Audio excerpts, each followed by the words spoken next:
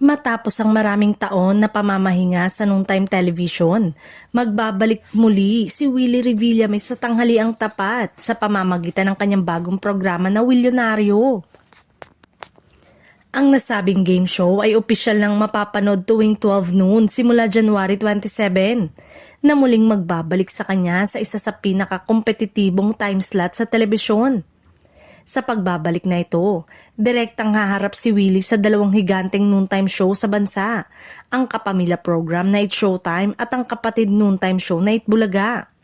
Dahil dito, inaasahang magiging mainit muli ang kompetisyon sa noontime block, lalo na't kilala si Revillame bilang isa sa mga pinakamatatag at may loyal na tagasunod sa masa.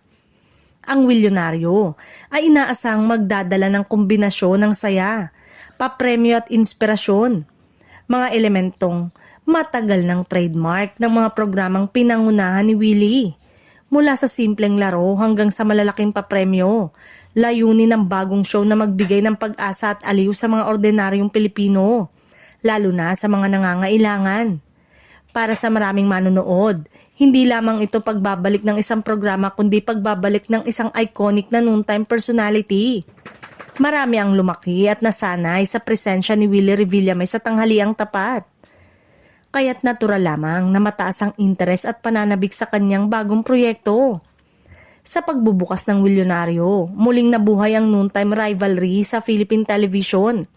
Ang pagbabalik ni Willie Revillame ay hindi lamang simpleng comeback, kundi isang malaking pangyayari sa industriya na tiyak na magdadala ng bagong kulay, bagong laban at panibagong excitement sa tanghali ng mga Pilipino.